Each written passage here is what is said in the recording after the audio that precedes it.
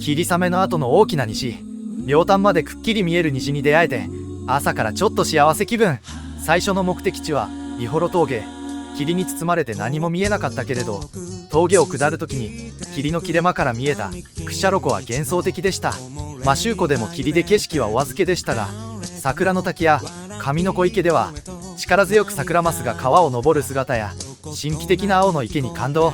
本土最東端である野サップ岬では気持ちのいい風や景色に癒されました。